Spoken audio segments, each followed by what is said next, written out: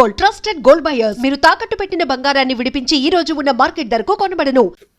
నా దగ్గర టాలెంట్ లేకపోతే మీరు ఇన్ని రోజులు నన్ను భరించకపోదురు. మరి ఇప్పుడు ఎందుకు నేను వెగటయ్యానో నాకు అర్థం కాలేదు. సో కావచ్చులే ఇప్పుడు, ఎందుకంటే మీరు అన్నట్టుగా కొత్త నీరు రావాలి, పాత నీరు పోవాలి. వెంకీ కాకపోతే వాడి తాత వస్తాడు కావచ్చు, వాడు ఎవడో వస్తాడు అంటే మంచివాడు వస్తాడు కావచ్చు అని అనుకోవచ్చు మీరు. బట్ కాకపోతే అక్కడ నాకు అనిపించింది ఏంటంటే నేను ఆప్షన్ అయ్యానా అని అనిపించింది. జీవితంలో వెళ్ళరా అదేం లేదు, నేను చెప్పాను కదా నాకు వచ్చింది జబర్దస్త్ మీద నాకు వచ్చింది పేరు వచ్చింది. బట్ జీవితంలో వెళ్ళను అని అంటే అట్లా ఏం లేదు. బట్ కాకపోతే మనసు చంపుకొని అయితే వెళ్ళాను అంతే. మళ్ళీ అదే రెస్పెక్ట్తో పిలవాలి. ఎస్, పర్ఫెక్ట్గా. అండ్ అంటే ఎలా ఉందంటే శివ, ఇక్కడ మనము మాతృ సంస్థ ఇక్కడ జబర్దస్త్లో నా ఒక్కడిదే కాదండి, అంటే మేము ఎక్కువ మాట్లాడుకుంటూ కలుసుకుంటాం ఫ్రెండ్స్, మీ ఈవెంట్స్కి వెళ్ళినప్పుడు లేదా ఏదైనా గెట్ టుగెదర్ ఏదైనా పార్టీస్కో కలుసుకుంటాము. మేమేంటంటే మా మాతృ సంస్థ, ఇప్పుడు నేను మీతో ఒక మాట చెప్పాను శివ, ఏమన్నాను, నాకు అన్నం పెట్టింది అదే, నన్ను బతికించింది అదే అని చెప్పాను. మాకున్న ఫీల్ వాళ్ళకి లేదు. అది మా అని మేము ఓన్ చేసుకుంటున్నాం, కానీ వాళ్ళు మా ఆర్టిస్టులను మా అని వాళ్ళు ఓన్ చేసుకోలేకపోతున్నారు. చాలా మంది ఆర్టిస్టులు మీరు తీసుకుని వచ్చారు, వాళ్ళకు ఉందా బ్రో మీ మీద? ఇంకా ఉంది ఉంది. అందులో ఇమాన్యుయల్ కూడా ఉన్నాడు. వాడు బిగ్ బాస్కి వెళ్ళేటప్పుడు కూడా ఫస్ట్ నాకే కాల్ చేశాడు, అన్న ఈరోజు నేను ఇక్కడ అంటే కారణం నువ్వే, నీతో నువ్వు అన్న థ్యాంక్ యూ సో మచ్ అన్న అంటే, లేదురా ఆల్ ది బెస్ట్ అంటే థ్యాంక్ యూ అన్న, నేను ఫస్ట్ నేను అమ్మకు ఫోన్ చేసా, సెకండ్ నీకే కాల్ చేసా అన్న అని అన్నాడు ఫోన్ చేసి. చాలా హ్యాపీ. చాలా హ్యాపీ. మీరు కూడా హ్యాపీ ఫీల్ అయ్యారు? నేను చాలా హ్యాపీగా ఫీల్ అయ్యా. గ్రేట్. ఎలా వచ్చాడు బ్రో? ఎక్కడి నుంచి తీసుకొచ్చారు? వాడు ఫస్ట్ పటాస్లో ఉండే, అప్పుడు ఏంటంటే పటాస్లో ఉన్న వాళ్ళు జబర్దస్త్లో చేయొద్దు, జబర్దస్త్లో ఉన్న వాళ్ళు పటాస్లో చేయొద్దని రేటింగ్ గొడవలు, చిన్న చిన్న ఈగోస్ మనకే డైరెక్టర్స్ మధ్యలో ఈగోస్ అవన్నీ ఉండే. సో అట్లా ఉన్న టైంలో నితిన్ అన్నను, భరత్ అన్నను బతిమలాడుకొని, అటు సంతోష్ అన్నను బతిమలాడుకొని, అన్న ప్లీజ్ అన్న అని అంటే, రే నువ్వు మాది డిస్టర్బ్ చేయకరా అనేవాడు సంతోష్ అన్న. ఈవెన్ నితిన్ అన్న, భరత్ అన్న వాడు బాగా చేస్తున్నాడు అన్న అది అంటే, ఎందుకురా వేరే వాళ్ళని చూడు అనేటోళ్ళు, లేదన్నాడు బాగా చేస్తాడని ఇద్దరిని బతిమలాడుకొని తీసుకొచ్చుకొని టీంలో పెట్టుకున్నాడు. ఇప్పుడు మంచి పొజిషన్లో. మంచి పొజిషన్. ఇంకో కొన్ని రోజుల్లో స్టార్ మాలని ఏళ్తాడేమో. 100% మీరు వెళ్ళారు ఇప్పుడు వాళ్ళది నెక్స్ట్ వాళ్ళది.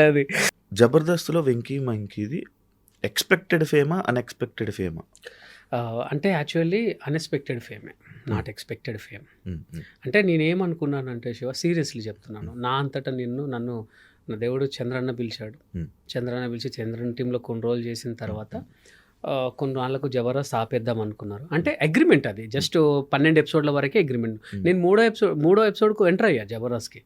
12 ఎపిసోడ్ల తర్వాత సీజన్గా చేద్దాం అనుకున్నారు, కానీ ఆ రేటింగ్ 19, 21 ఆ రేటింగ్ వచ్చేసరికి ఎందుకు ఆపడం, మంచిది కదా దీన్ని కంటిన్యూ చేద్దాం అనుకున్నారు. అనుకున్న తరుణంలో మళ్ళీ కొన్ని రోజులు చంద్రన్న వేశాక చంద్రన్న వాళ్ళు కొంతమంది ఏంటంటే మనం మానేద్దాం అనేసి కొంతమంది దూరం అయ్యారు.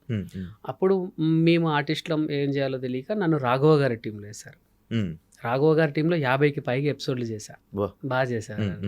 రాఘవ గారి టీంలో చేసిన తర్వాత మళ్ళీ ఏమైంది, మళ్ళీ కొన్ని రోజులకి మళ్ళీ కొన్ని టీమ్స్ బ్యాక్ వచ్చాయి. బ్యాక్ వచ్చేసరికి నన్ను ఏం చేశారు, తీసి వేణన్న టీంలో వేశారు. Venu wonders team. వేణు అన్నతో చేసా ఒక 20 ఎపిసోడ్ల వరకు చేశా. తర్వాత మళ్ళీ వాళ్ళు బ్యాక్ అయిపోయారు, ఎందుకో రీజన్ నాకు తెలియదు, సీరియస్లీ తెలియదు. అప్పుడు కంటెస్టెంట్ తర్వాత గెటప్ సీను టీమ్ లీడర్ ఉండే, వన్ టీంలో వేశారు, సీను బాగా టీంలో వేశారు. సో సీను టీంలో వేసిన తర్వాత కొన్నాళ్ళకు మళ్ళీ కొన్ని టీమ్స్ అవకాశం వచ్చినాయి. అప్పుడు ఏంటంటే నన్ను అనుకున్నట్టుగానే వెళ్ళాను, కానీ కొత్తలో నా వల్ల కాలేదు శివ. ఎందుకు తీసుకున్నారు రవిని అని అనిపించుకున్నా. ఒకరోజు నేను అవమానపడ్డ రోజు ఏంటంటే, నా ఫ్రెండ్స్ వరంగల్ నుంచి వచ్చిర్రు చూద్దామని.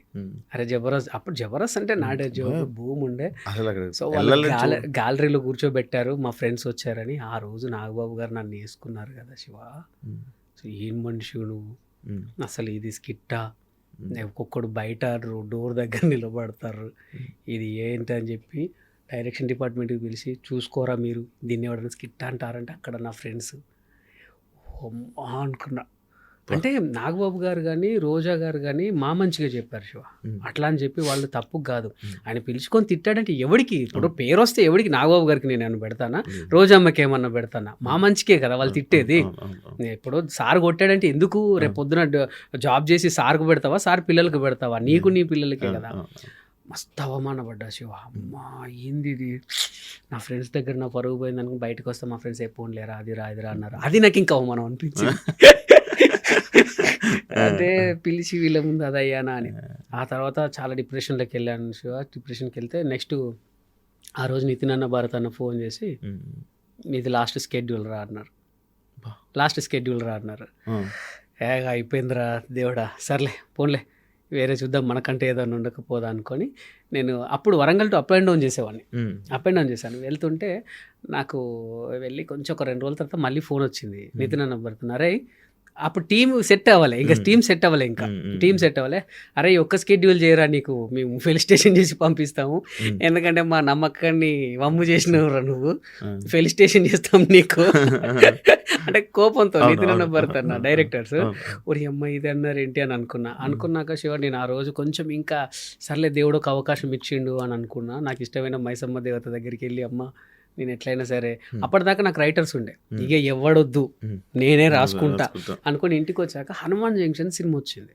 చూసా ఇదేదో బాగుంది అనుకున్న తర్వాత ఫ్రెండ్స్ ఫోన్ చేసి సరే సినిమాకి వెళ్దామారా అని చెప్పి గుండె జారి గల్లంత అయింది సినిమాకి వెళ్ళా. అందులో చూసా ఇది ఏంటి, ఇది మిస్గైడ్ కామెడీ అనుకున్నా, అంటే అది కన్ఫ్యూజన్ కామెడీ అని నాకు తెలియదు.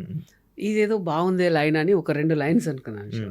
2 లైన్స్ అనుకొని నేను నితిన్ అన్న భరత్ అన్నకు చెప్పిన, పర్ఫార్మెన్స్ చేసి చూపించిన. వాళ్ళు నవ్వుకున్నారు బాగా, నవ్వుకొని ఇదే చేయరా అక్కడ అని అన్నారు. అన్న తర్వాత ఫస్ట్ ఎపిసోడ్ ఎక్కాను శివ. ఫస్ట్ ఎపిసోడ్ నాది 6వ వేశారు, అంటే మాకు వరుసగా 6వ వేశారు. నాగబాబు గారు మళ్ళీ పెట్టారా అన్నాడు, ఈయన మళ్ళీ ఉంచారా అంటే బాబు గారు టీం సెట్ అవ్వలేదు అని అంటే చేస్తాడా చేయని అని ఇలా పడుకున్నారు. పడుకొని ఒక 1 minute అయింది శివ, ఇట్లా వచ్చి ఇట్లా కూర్చున్నారు. నాకు అర్థం కాలే, అంటే ఫస్ట్ ట్విస్ట్ ఇచ్చా, ఇట్లా వచ్చి ఇట్లా కూర్చున్నారు. కూర్చొని కొట్టుకుంటున్నా వర్ష. అది నాకు తెలియని ఎనర్జీ ఇచ్చింది. ఇచ్చిన తర్వాత గుడ్రా వెంకి కిపిడప్ అన్నారు. అమ్మాయి అనుకున్నా, ఆ మేడం అన్నది ఇట్లా కష్టపడితే మిమ్మల్ని నేను ఏమన్నాను కదా అని అన్నది. ఇక బయటకు వచ్చిన తర్వాత second episode Shiva. Second episode ఏంటంటే ఒకటే గిఫ్ట్ ఎపిసోడ్, నా లైఫ్ను నా రాతను మార్చిన ఎపిసోడ్ అది. ఆ గిఫ్ట్ ఎపిసోడ్ అదేంటంటే నేను ఆ రోజు మా ఇంట్లో చిన్న సంఘటన జరిగితే అరే ఇదేదో బాగుంది ఏంటంటే మా అమ్మ నాకు టీ తీసుకొచ్చి ఇచ్చింది శివ. నేను టీ తాగానని మా మిసెస్కి ఇచ్చాను. మా మిసెస్ ఏం చేసింది, నాకు ఇది ఏమవుద్దు అని చెప్పి మా వదినకి ఇచ్చింది. మా వదిన తీసుకెళ్ళి మా అన్నకి ఇచ్చింది. మా అన్న ఎప్పుడే బయటికి వెళ్ళి వచ్చినా మా నాన్నకి ఇచ్చిండు. మా నాన్న ఎవరికి తెలియనట్టు అరే ఇక చిన్నోడా తాగరాని తీసుకొచ్చి ఇచ్చిండు. మళ్ళీ నాకే వచ్చింది. అమ్మ నేనే వద్దన్నే మళ్ళీ నువ్వు నాకే తీసుకొచ్చి ఇచ్చినావు అంటే అగో అవునా నువ్వు వద్దన్నావు అంటే అప్పుడు నవ్వుకున్నాం. ఇది ఏదో బాగుంది అని జీవన్ మెయిన్ లీడ్ పెట్టి చేశాను శివ. అది 6వ స్కిట్. ఫస్ట్ స్కిట్ బాగా చేశానని అందరికీ తెలిసిన తర్వాత 6వ స్కిట్ ఏంటంటే నెక్స్ట్ మేము విన్నింగ్కి పైకి ఎక్కేసేయాలి. అందరూ టీం లీడర్లు ఉన్నారు, పెద్ద వాళ్ళు వచ్చారు, ఒక సినిమా ప్రమోషన్ వచ్చింది. అది శివ నా లైఫ్ను మార్చిన కేకలు, అస్సలు విజిల్స్. నాగబాబు గారు డ్రా అని చెప్పి హక్ చేసుకున్నారు. ఇంకా చాలు, ఇంకా అప్పుడు నుంచి కన్ఫ్యూజన్ డ్రామా వర్కౌట్ అయింది. సో నేను ఫస్ట్ కష్టపడ్డప్పుడు, రైటర్స్ మీద ఆధారపడ్డప్పుడు కాలేజ్ నేను ఈవెన్ జబర్దస్త్లోకి సెలెక్ట్ అవుతానని అనుకోలేదు, అన్ఎక్స్పెక్టెడ్గా అయ్యా. అంటే నేను ఒక మిమిక్రీ షో చూసి చంద్రన్న పిలిచారు, టీమ్ లీడర్ అవుతాను అనుకోలేదు, అన్ఎక్స్పెక్టెడ్గా అయ్యా. సరే నీ అమ్మ నా వల్ల అవుతుందా కాదా, ఇక లాస్ట్ డే ఇక బాయ్ చెప్పే టైంకి అన్ఎక్స్పెక్టెడ్ విన్. ఇదంతా ఈవెన్ తీసేసింది కూడా అన్ఎక్స్పెక్టెడ్ కాదు. నార్మల్గా అంటే నేమ్ వచ్చింది, మంచి నేమ్ ఉంది, మంచి ఫన్ చేస్తావని ఉంది. కానీ ఈ కన్ఫ్యూజన్ అనేది కానీ పిల్లలతో కామెడీ చేస్తున్నప్పుడు కూడా నేను కొంచెం అప్పుడప్పుడు కొన్నిసార్లు దించి వీళ్ళ కామెడీ బాగుంది, నీ కామెడీ ఎక్కడ ఉంది అప్పట్లో ఇలాంటి మాట. మరి నీకు అనిపించలేదా ఏదైతే ఏముంది? మంచి క్వశ్చన్ అడిగారు. నేను చాలా మంది కూడా నా టీం చూసినప్పుడు